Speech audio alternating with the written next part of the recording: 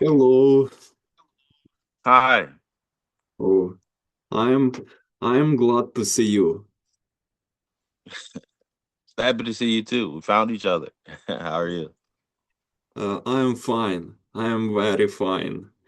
We will have a good time today. Let me introduce you to all our followers who watch us. Hi, everyone. Ladies and gentlemen, today we are talking to a man who represents pure toughness, persistence, and the heart of a true heavyweight fighter. Curtis Harper is not just a boxer, he is a warrior who stepped into the ring with dangerous, undefeated prospects, Olympic level talents, and rising stars without fear. From his professional debut back in 2010 against Yasmano Consuegra to sharing the ring with names like Zhilei, Bakhodir Jalolov, Richard Torrez Jr., Guido Vianello, and Efe Ajagba, Curtis Harper has built the reputation of a fearless competitor willing to fight anyone, anywhere. In boxing, records never tell the full story. What matters is courage, resilience, sacrifice, and the ability to keep coming back no matter what happens. Curtis Harper showed the boxing world that he has the mentality of a lion and the spirit of a fighter who never backs down from a challenge. Today, we talk about his childhood, his first days in boxing, the toughest moments of his career, the biggest names he fought, the lessons he learned, and the mindset that kept him moving forward through every battle. And it's very, very good that we can take this and record an interview from any corner of the world. I'm from Ukraine. You are from the United States. Curtis, first of all, Yes. thank you for taking the time to do the interview. And first question. When did boxing first enter your life, and what made you fall in love with the sport? I fell in love at the age of 14. Um, just being an adolescent that was staying out of trouble and just trying to, instead of being a follower, boxing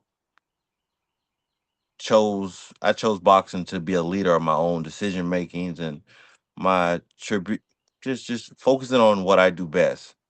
And that's just be myself. So I started boxing at the age of 14. What was your childhood like growing up in Jacksonville? Um, my childhood in Jackson, I grew up without a father, and my stepfather that was in my life at the time, I died at the age of 12. So I had no person to look forward to influencing me or giving me direction in life. And during that time, I was a follower. I followed the streets. I followed gang bangers from Southern California to Jacksonville, Florida. I continued to think that being a follower was something I should have done. But at the age of 13, 14, I got in trouble with stealing cars and just constantly being in disruptive fights with other gang members who didn't like me for the type of person I was. And it wasn't even from different gangs or different cliques. It was people within my own circle that didn't like me, that wanted to fight me because I was different. And I wanted to be more a part of their group. So I was trying to be more like them. And at that point, I had got jumped. I don't know if you know what jumping means. Two people fought me, and I ran, and then I continued fighting, and then I ended up hanging out with them same two guys the next day, and then I end up getting in trouble because they end up stealing something and blame me for it, and I end up going to juvenile detention center, and that changed my whole life because now I wanted to learn how to fight and also be my own leader and not follow other people who didn't like me and were only trying to pick on me, making those choices to be different. I decided to do, and that's what boxing gave me. Who was the first person that truly believed in your boxing potential? I will have to say a reverend from my mother's church that she was attending at the time by the name of Leroy Adams from Jacksonville, Florida. He took on the responsibility of communicating with me, seeing my drive and making me realize that I was a leader, not a follower, and that I needed some direction. And he took me to a boxing gym at a police athletic league in Jacksonville, Florida. First training day. Your amateur career. Tell me please about your amateur career. What did amateur boxing teach you about yourself? Amateur boxing taught me I had to make my own choices, and I was a leader in making my own choices, and easily not being influenced by others. Being that I had to go to a boxing gym where my trainer was a Charlie Doc Williams he was at the age of 74 years old, and he was the only trainer at the gym at the time, and he was instructing us from rolling around in a two wheel in one of those recliner chairs, telling us what to do. So we had to just hit the bag and shadow box and continue to say, "Hey, that's what you got to do. Keep hitting that bag, keep shadow boxing." And then that's just how it was. Hell, I had to shadow box for the first 2.5, 3 weeks before I even put on gloves just to figure out what boxing was because he was saying boxing not getting hit or hitting someone is having the ability to move and know yourself. Why did you And yeah, decide? Why did you decide to switch to a pro? Have you thought about staying longer in the amateurs? I decided to turn pro after my freshman year in college.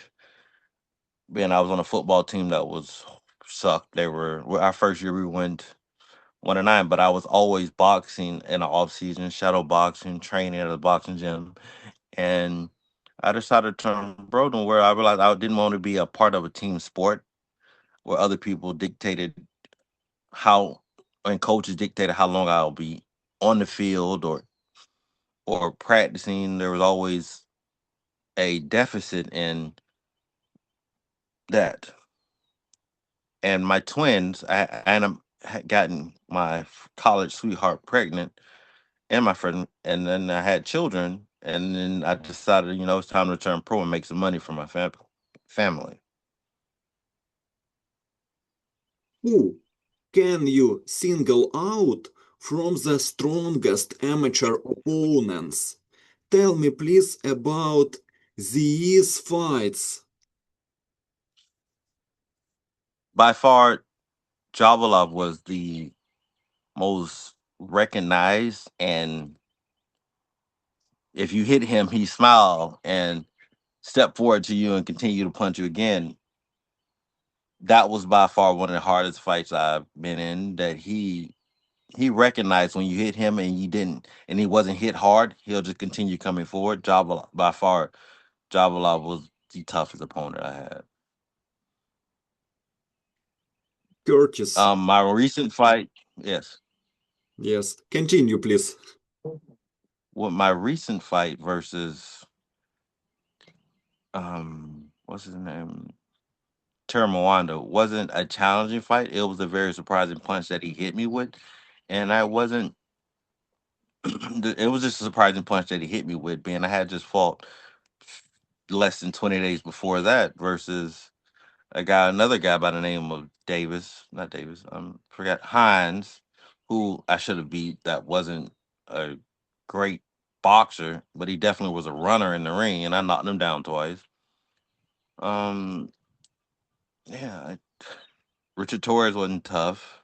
He was a tough fighter to come forward, but it wasn't a depiction of who I was as a fighter. Hell, I had my son at the time was in my corner, and I just love the sport of boxing and what boxing have done for me, and how I'm able to continue to fight and box. I love it. Curtis, one thing I really respect about your career is that you never from competition. From the very beginning of your professional journey, you were willing to fight strong and dangerous opponents. A lot of people only look at records, but real boxing fans understand the value of experience and courage. I want to go through your professional career step by step because every fight has its own story. What do you remember most about your professional debut against Yasmanu Consuegra in 2010?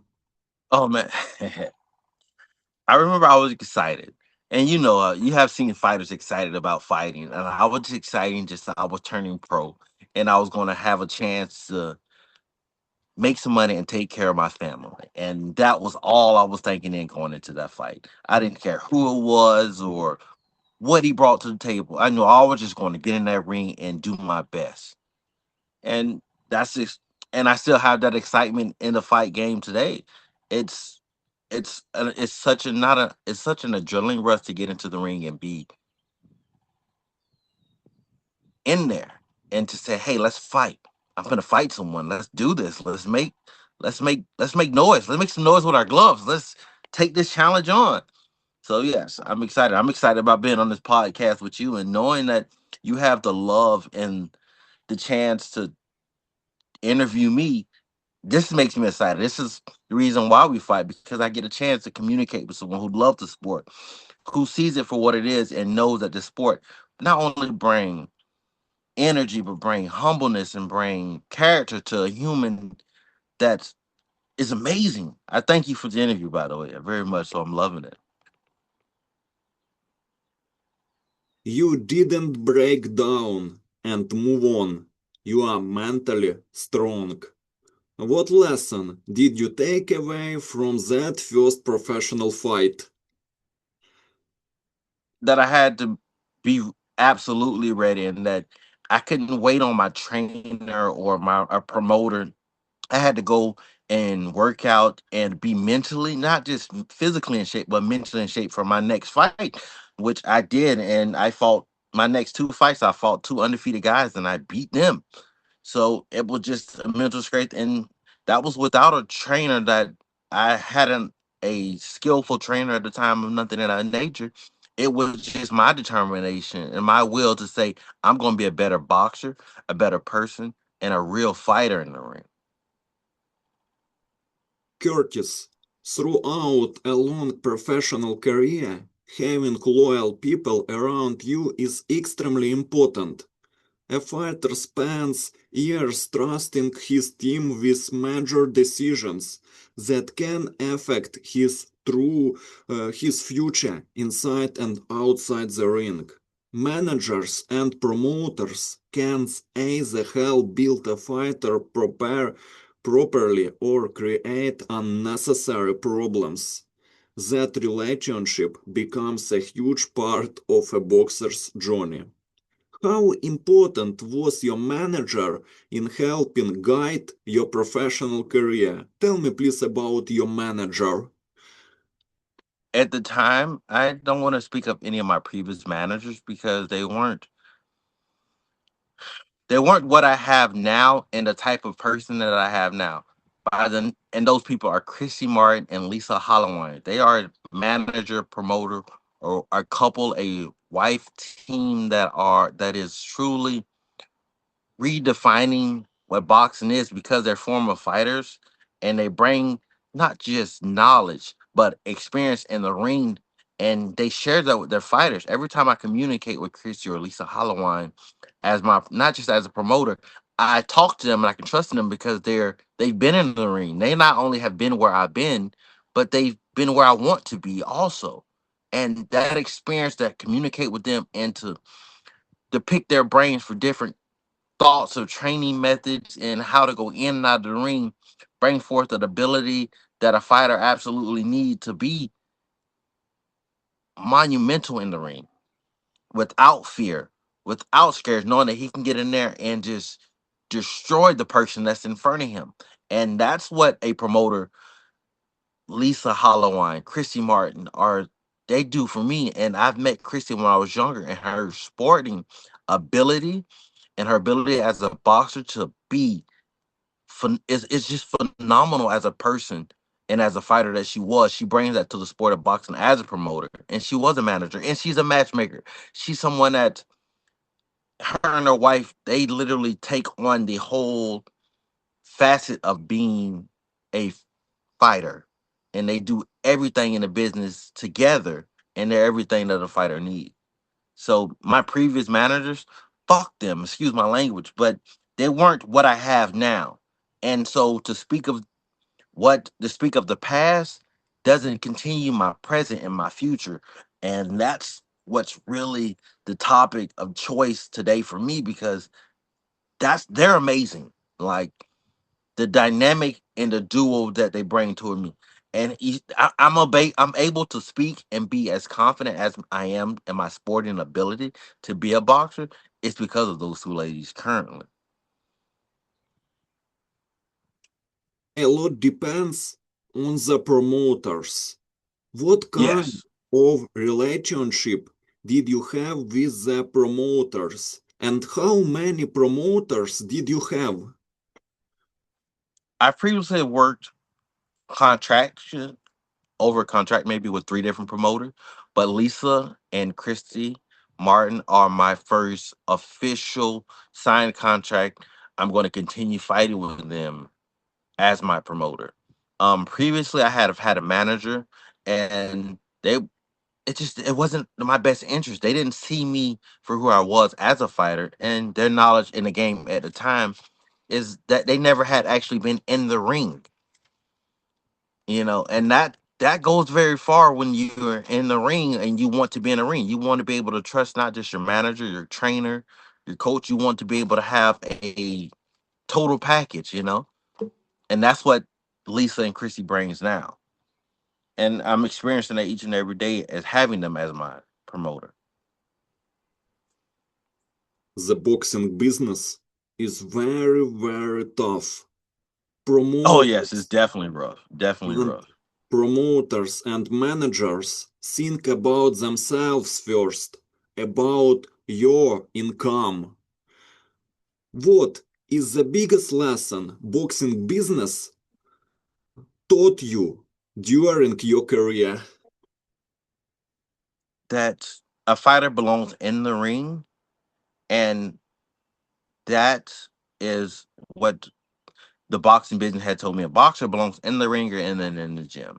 And if there's any doubt of you ever getting into the ring, that's because you wasn't doing, or you don't have the people around you in the gym to get you in the ring and out of the ring with a sure confidence and a sure ability to know that you're going to go in there and knock a motherfucker out, or take them to the end of the round and and go end up having your hands up as a victor.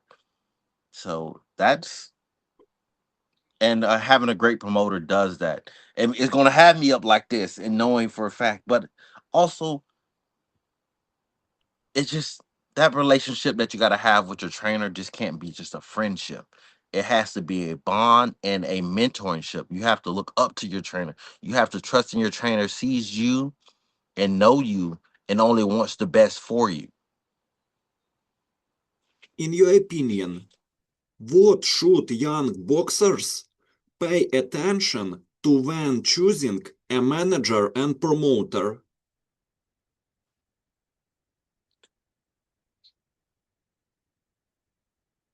That's up to the fighter. I would like to think it's is it up to us at the end of the day because we all we want to do is get in the ring and showcase ourselves and who we are. And so when it comes to the business aspect of boxing, that's the promoters and the manager job to put us in front of thousands and millions of people who want to see us and get to know us and become a better fighter that we are choosing to become and people who wants to see that.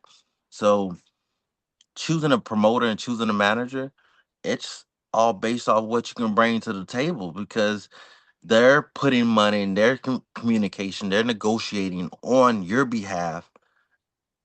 And the characteristics as a fighter, you have to have those that people want to see and be recognized to be associated with.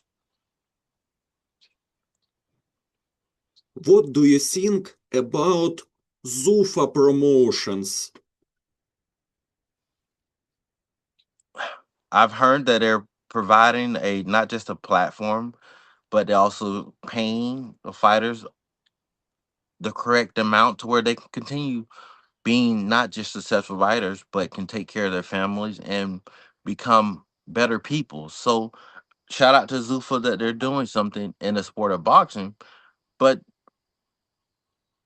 there are other promoters out there like Christy Martin and like there's other promoters and I can only say I have Christy Martin as Christy Champs as my promoter and that they are providing the same thing Azufa would do. They're just not showcasing or have the ability to be as world renowned that Zufa is. But Chrissy Martin is a world renowned fighter, and she brings those things to the table that Zufa has, and plus more. It's her experience in the ring and being around the people like a Don King or Lou DiBella, or all those great former promote and great promoters that are currently now and of the past and the present that she brings to the table. So that's truthfully the strength and what I know for a fact that well, Zufa, but there's no Chrissy Martin. There's no there's no woman, there's no WBA, WBC champion on their team. There's not a wife like Lisa Hollowine that's gonna bring everything that they know about boxing to the table and put the best fighter in front of the best fighters. They're gonna make that best fight happen. That's what I love about Chrissy Martin's promotion. And I understand that's where the world should be today. I'm from Ukraine. There are many Ukrainians boxers speaking out there in Zufa boxing. Богачук, Дерев'янченко, Sirenko, Gvozdik, and they say they like it there, and the fights do.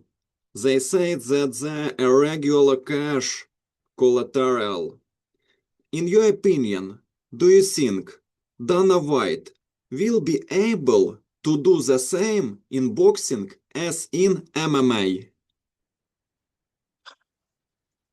No, I don't think he will be able to, but I definitely give the thumbs up for him trying and providing a broadcast and a platform for professional fighters to fight on and to showcase their talent and a chance to take care of the people that help them get to where they are in their career. So thumbs up to what they're doing for the sport of boxing. If they can continue it, that's only up to them. But they're on an American platform that might not be so much that isn't so rewarding towards towards outsiders like that because we already have a great foundation of boxing here in this country.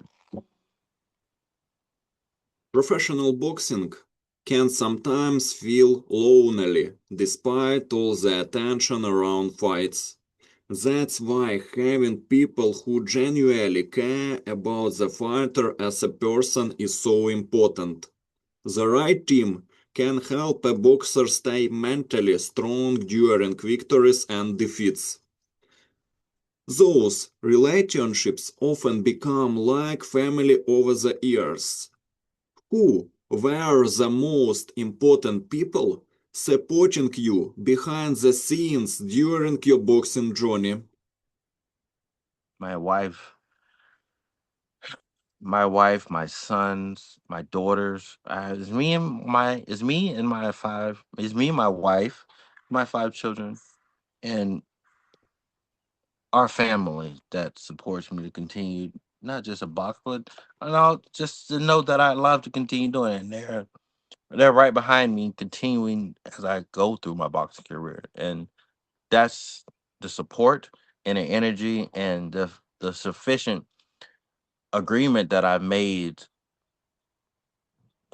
I'm sorry, I can just keep rambling, but my family is truly has given me the excitement to continue boxing and the fact that I can continue and communicate with people like you that are out there in the boxing world that I can reach out to that I've seen a podcast and be a part of.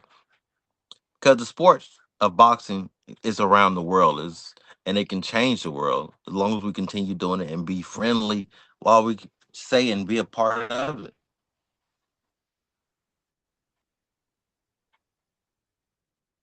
What is After, it about boxing that's so exciting to you? after the first defeat, you had a series of victories against such boxers as David Loy, Lamar Davis, Nathaniel James, Michael Davis, Joseph Rabot, Donald Gray, Dustin Nichols, series of victories.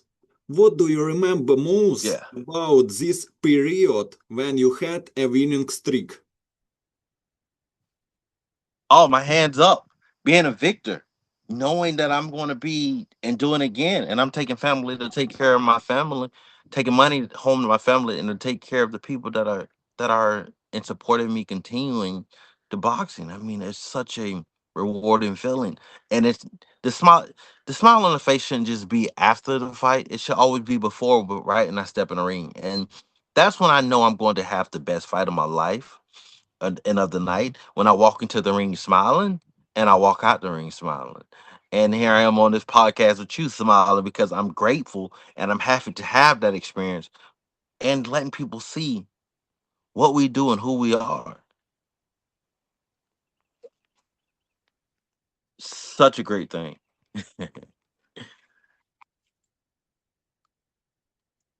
Heavyweight. This is the Royal Division.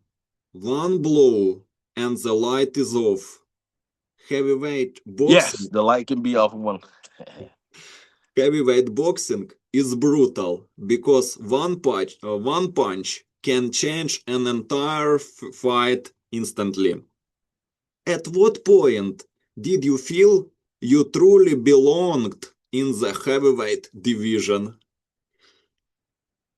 I came out of birth. I came out of my mom fucking 10 pounds.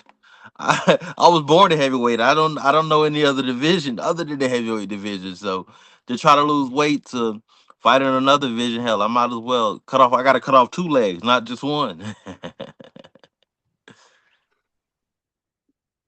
Your fight against Gerald Washington in 2013 came against a powerful undefeated heavyweight. Those are the kinds of fights that test a boxer's courage and mentality. What what were your thoughts going into the fight with Gerald Washington? My idea when I went to the fight with Gerald Washington that I felt at that moment I had just the world of boxing had just finally seen who I was as a fighter and was willing to put me in a ring with someone with a array of talent that he had as far as football and boxing. And that fight was stolen from me. I was not knocked down. They say I was knocked out. He hit me on the ropes, and I spun him and started hitting him with body shots on the rope. And then the fight was called. I feel like that fight wasn't so much rigged, but they definitely was more in favor of him winning than me. And at that time, I realized boxing was definitely a favorable sport, meaning the fighter that shows the best interest and shows the most excitement in the ring and has the confidence to be in the ring, displaying just physique, size, and ideal of who they are, is the winner, will be the winner of the fight, because that's what the judges and referees see. They see that fighter that stands out, that's excited, that brings attention from the that brings attention to themselves from the crowd and everyone around. So it's a favorable sport. It's a favorable fight, and that's what Gerald Washington fight done. And I was very appreciative of being in the ring with him at the time, but he wasn't a better fighter than me. I think no one is better than me, and I still to this day I know that I can beat and kick anyone ass that they put in front of me, given the right amount of time and ideal of with the confidence of who I am.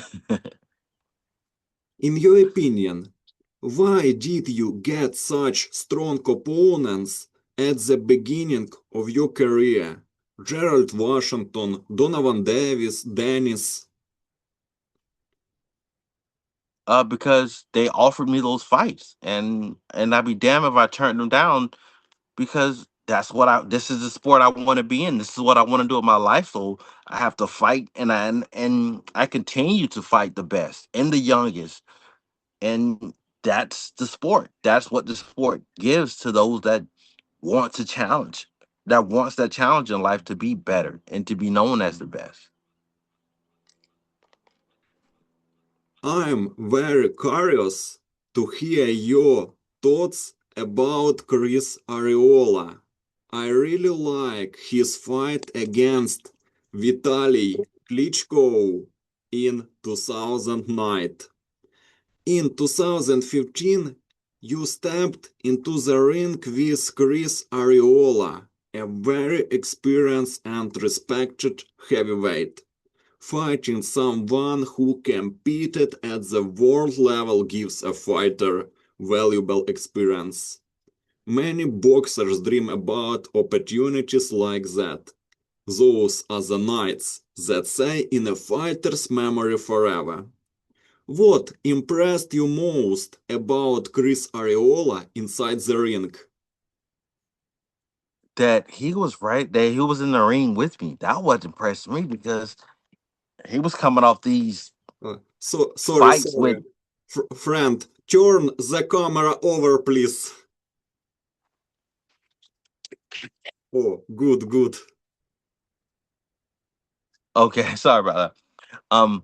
No, Chris Arola getting in the ring with me, being that he was already established as a professional fighter, and he had fought the great, like the Klitschko's and fighters who had been at the top, and he was willing to get in the fight with me. I was excited and I wanted to take him down.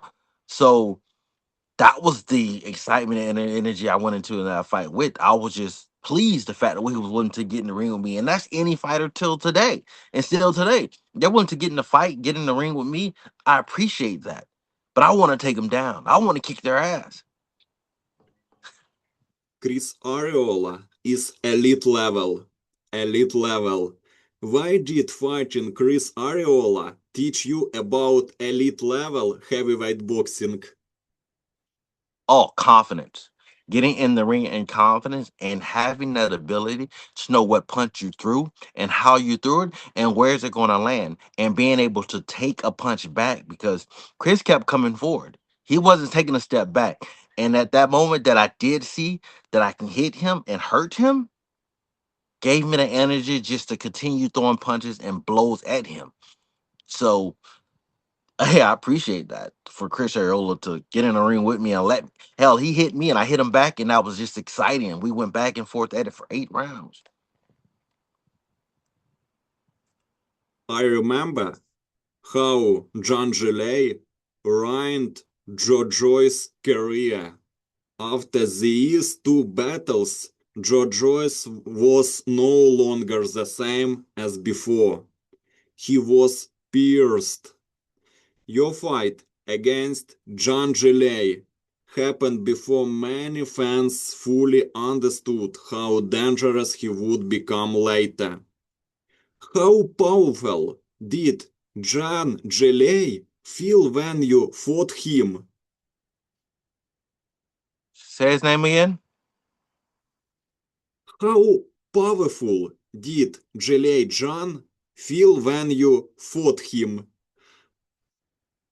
Oh man, the power of just another human being and being able to secure that position to punch them and to get hit back. I mean, I didn't really feel it. Sometimes punches are more of a surprise and then hurt when you get hit. So the power wasn't there. And I never came from a fight like, oh, my shoulder, my chest, my body, but it's such an appreciation of being able to come back and look at that fight and be like, damn, that looks like it hurt, but those punches don't hurt. They're very much of a surprise. And that's what the type of punches he gave me in the ring. They were just surprising punches. Fast, very fast. Hand. Gerald Washington, Chris Areola, John Zhilei. Boxing fans often underestimate how difficult it is to face undefeated prospects. Those fighters are hungry, motivated, and trying to make statements. Did you enjoy the challenge of fighting undefeated heavyweights?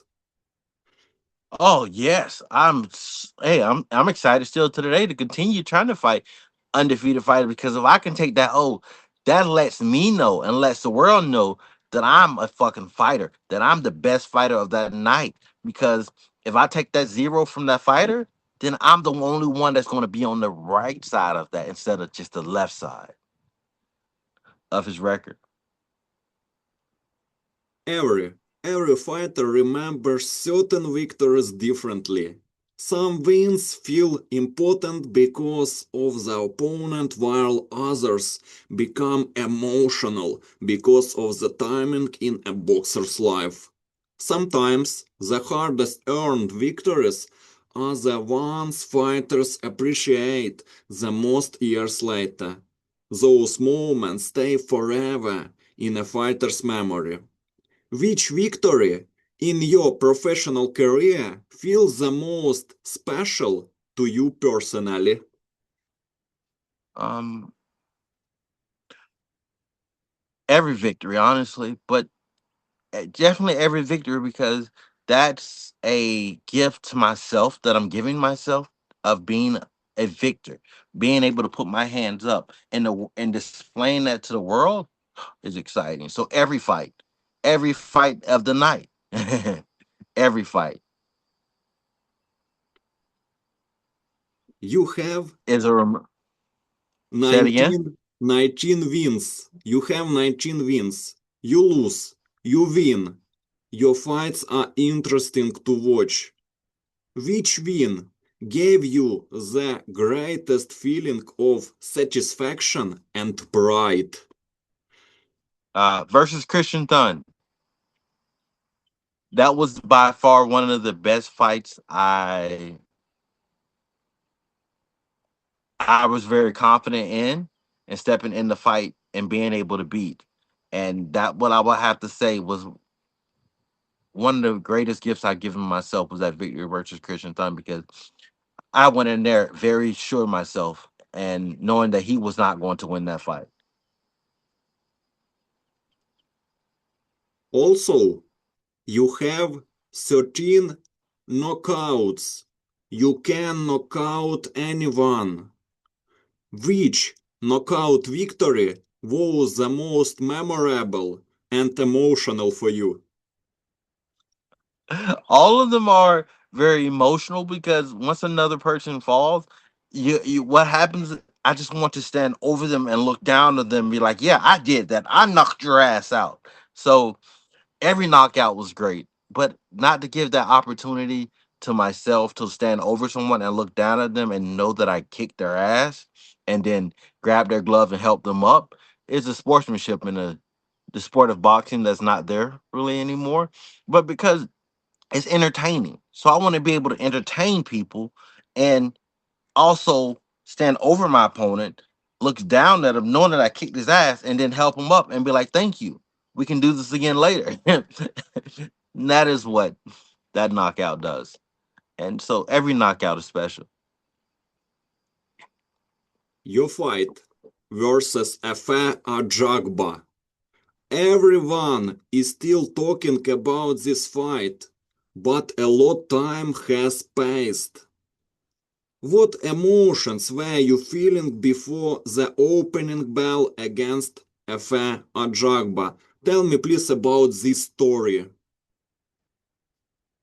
That fight, it wasn't contractually right. I never seen the other part of the. I never seen his contract. I never seen his name on the contract in which I received, and I got off the plane not knowing who I was fighting or if I was fighting at the time, and so that was a very saddening and disheartening sport of boxing, business wise, that I wasn't really great in experiencing. And that definitely gave me an effect. And people see me as a different and such a hassle as a fighter from that. It didn't put a good stamp on me in the sport of boxing. It placed a bad light on my professional career. So I wasn't so happy with that night, but to experience it and to be to still to have something in boxing that people can see and know that the sport of boxing is rough. It's not for everyone to take a place, but boxing's for everyone. But being in the business of boxing, stepping into that ring with another person, and not knowing if you're going to get out or be taken care of out of it, or who you're going to be in the ring with, that is a sport of boxing and the business of boxing that need to be taking place in a better light of people. Absolutely. Absolutely, you are right. This story is very interesting for us. The promoters are very, very cheeky. They fool the boxers. Not everyone, but a lot of fools. They profit from boxers. Looking back now, would you change anything about the way that situation happened? Yes, I would have threw a punch. um, yes, I would have definitely threw a punch. I would definitely like to have been in a actual fight in a competition, being that I have a loss on my record and a punch was never thrown in that boxing match. And at least like my last fight, at least I can say I threw a punch or I got hit, and I did. And there's a loss on my record that that doesn't showcase that I even had a fight, and so that's really a issue for me in my career. I very, very respect you. You are mentally strong. Many boxers break down because of these situations. How difficult was it mentally to continue your career after the Ajagba fight? Uh, Being that I have a very supporting cast of a wife and children who kept my energy and kept my heart on going, that I will be in the ring once again. And here I am years later after walking out of the ring with still having a boxing career. So it was mentally tough, but my supporting cast and family around me kept me motivated and kept me wanting to do and provide for my family. And the way of doing that was something that I love doing, and that was through the sport of boxing. So I just kept on training and kept on going. And so family, definitely family. You later shared the ring with another elite Olympic talent, Bakhodir Jalolov, two-time Olympics gold medalist. What stood out the most you about Bakhodir Jalolov inside the ring? Tell me please about this experience with two-time Olympic gold medalist. That he steps into the ring with a confidence that doesn't compare to mine. And that was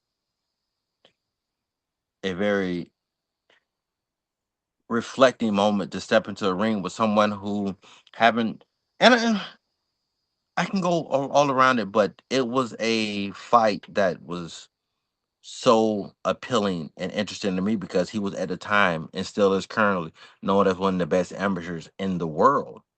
And I had a chance to be in a ring with him and to step and hit him and fight more than one round with him. So it was by far an experience that I would do again and again. And I loved it. I was happy to be in the ring with him and to share that experience with someone that's known as one of the best amateurs in the world.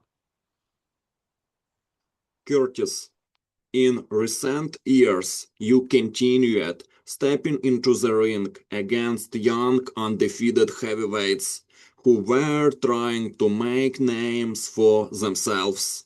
A lot of veterans avoid those dangerous fights, but you kept testing yourself against hungry prospects. That mentality shows real courage and love for the sport. You really love boxing. Fans respect fighters who are willing to challenge themselves no matter the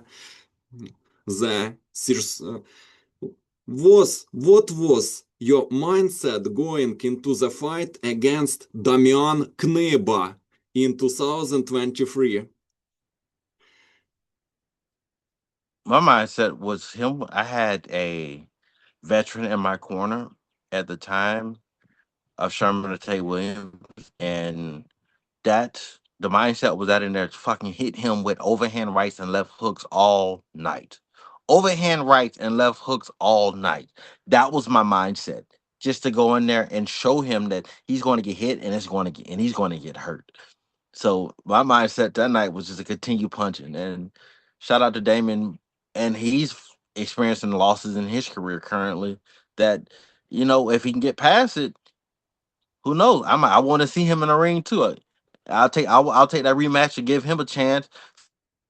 He's in the sport of boxing again as a great fighter also. You never give up. You are true man. A few months later, you faced Guido Thank you, thank you. Vianello. How would you Oh, describe? I believe I won that fight. I won that fight versus Villanello. I mean, he was not a picturesque fighter in stance and movement, and I took every punch to him in those first 4 rounds, and I felt like I actually knocked him out and he fell into the ropes and then woke up. And in the last seconds of the thing, the third or fourth round, I hit him with an overhand left. He fell. He closed his eyes, and then the referee got stopped, got in between us, and allowed himself to wake up and to continue to fight. But that was also one of the best fights. I feel like I got into the ring knowing right in Texas, that I was going to kick his ass. That was Was a really fight. I enjoyed that fight a lot because I had just fought. After I fought him, I ended up fighting Richard Torres 30 days later.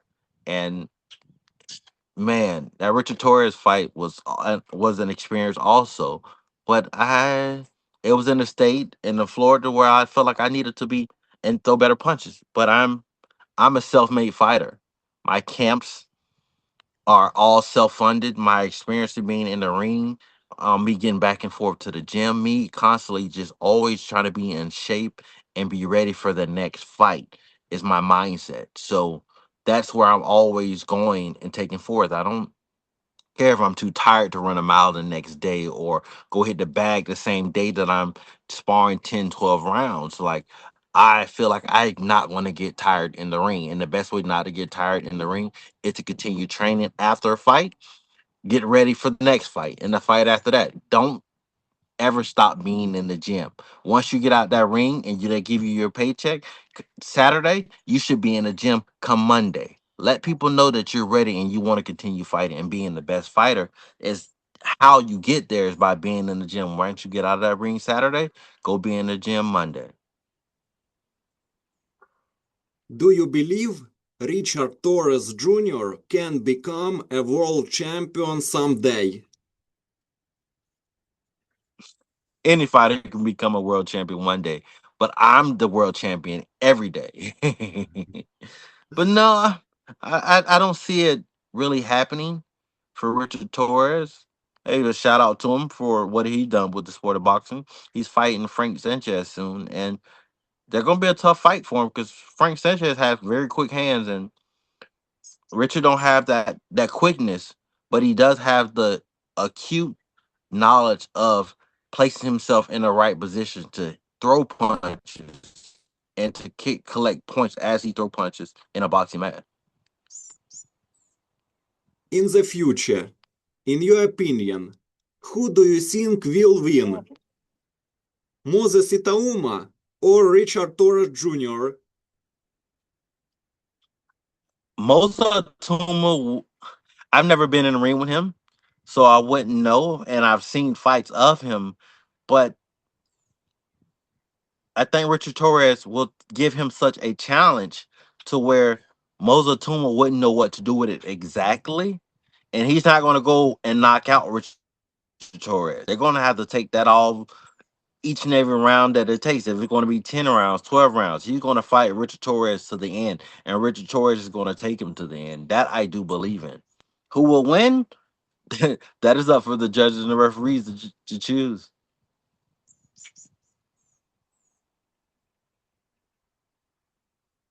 In 2024, you returned to the ring and began collecting victories again, victory by victory. Coming back after difficult fights takes discipline, confidence, and mental strength. You did a great job. Well done. How satisfying was it to return with a win against Caleb Slaughter? Um, that fight with Caleb Slaughter very was disappointing because he pushed me over the ring. He pushed me over the ropes, and I hurt my neck, and I'm going to the hospital. That was an experience that I didn't appreciate from another fighter who was willing to get into the ring and not just fight. Boxing is just about throwing punches, not about tackling or hitting someone below the waist. It's about these things. I punch you, you punch me. Let's go fist for fist.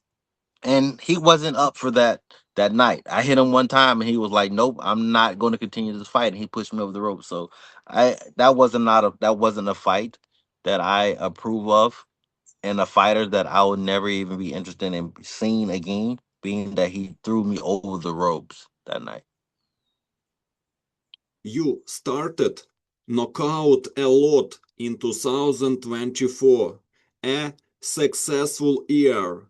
You knockout Rion Ronnie Hale, Tubbs, Francos Russell, and in 2025, Del Long.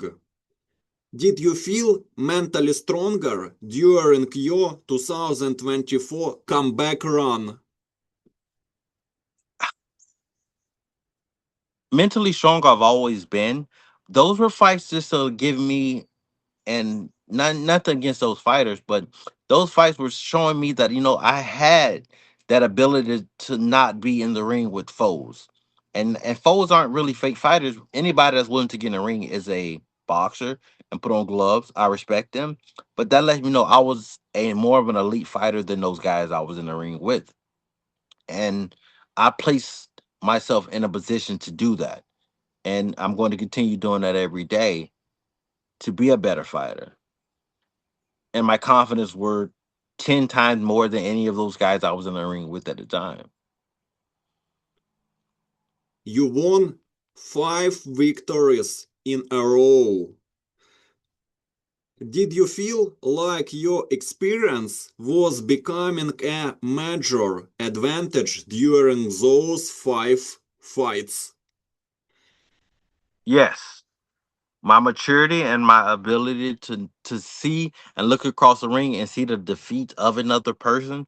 And I mean a defeat meaning their uninteresting confidence within a person. They weren't confident. I could look across the ring and didn't see the confidence in the individuals that I beat those nights, and I was a better fighter, the better person in the ring with those guys at that time. How much smarter as a fighter do you feel now compared to early in your career?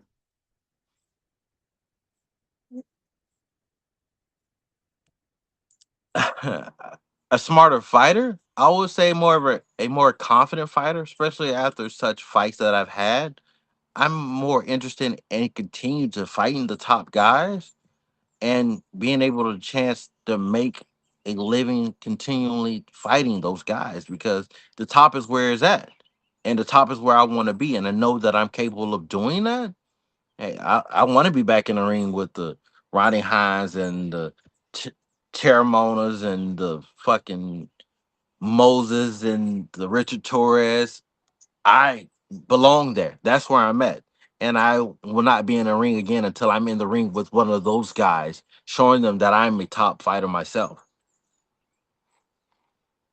Curtis, your fight against Teremoana attract attention because he is considered one of the most promising heavyweight prospects of the new generation.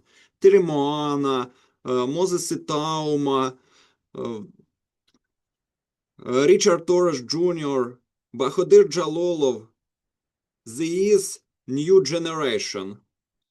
How did you prepare mentally and physically for the fights against Tirimoana? Tell me please about your training camp.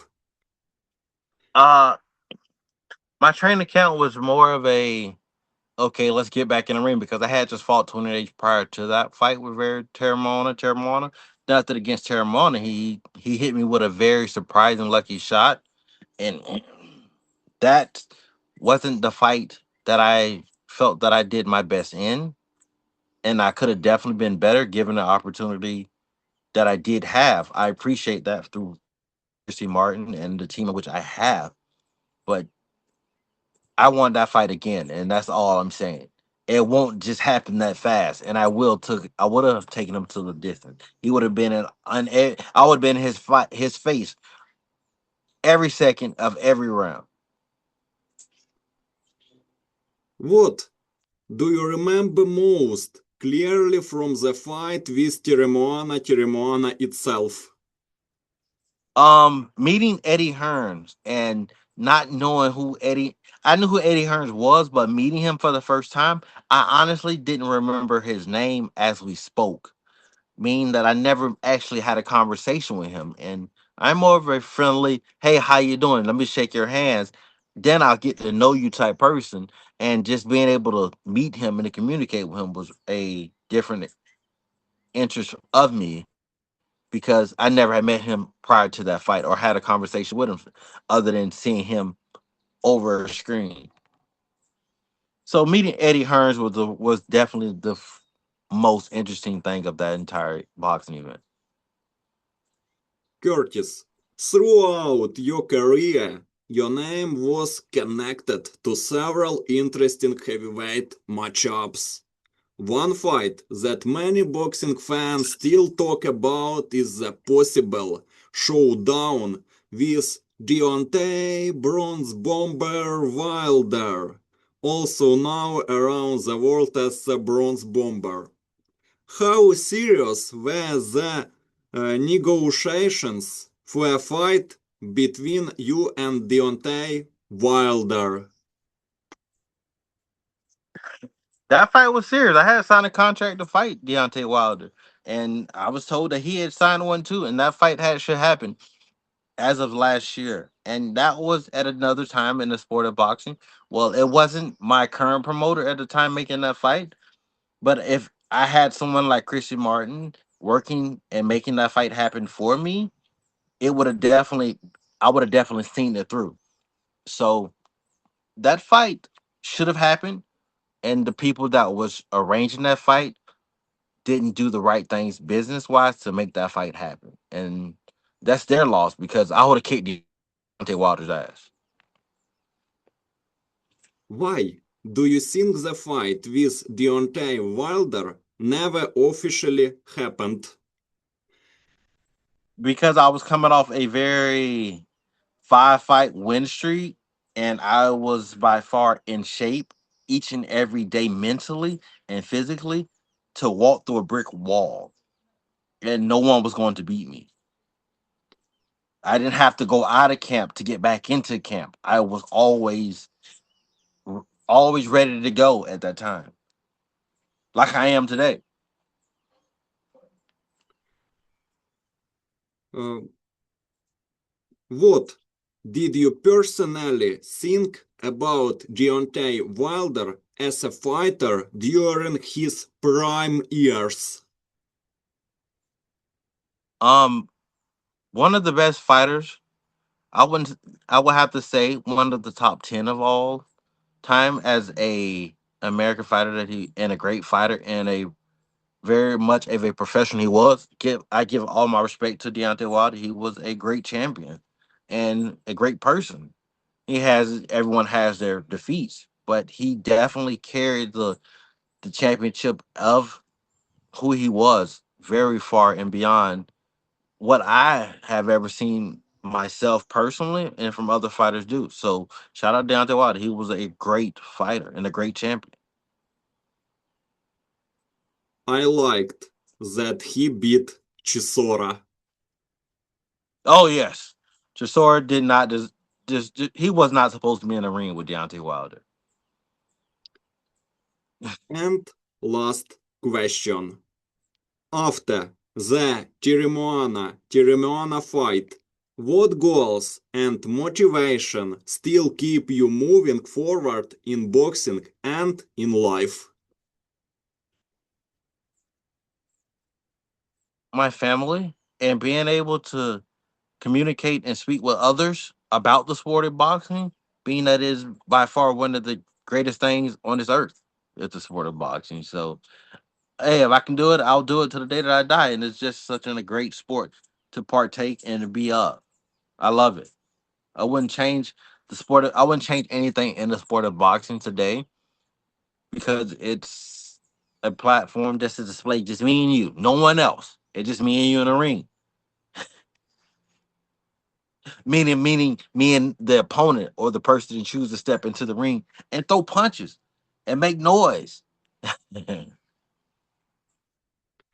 Curtis, thank you. Thank you so much once again for this honest and powerful interview.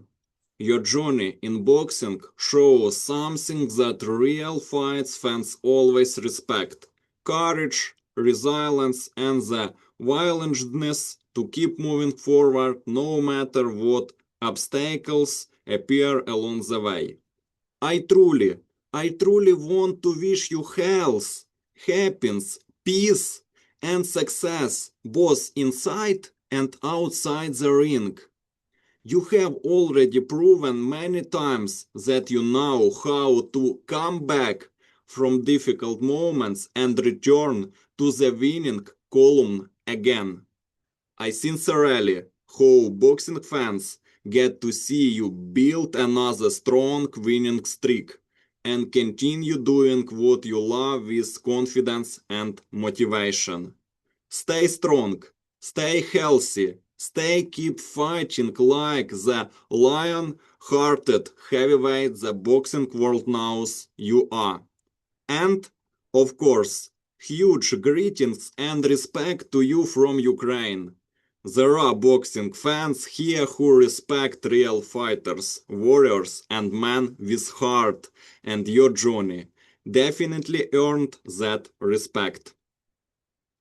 Thank you. Thank you for interviewing and thank you for taking the time out to interview fighters and the to share their conversation and communication abilities with the world. So thank you. Thank you very much. And again, if you're looking for a promoter and you want to promote it, hey, reach out to Christy Martin at Christy's Promotions. Martin, hey, it is a great platform to be a part of. Thank you. Thank you again, goodbye, and good luck. Thank you. Bye.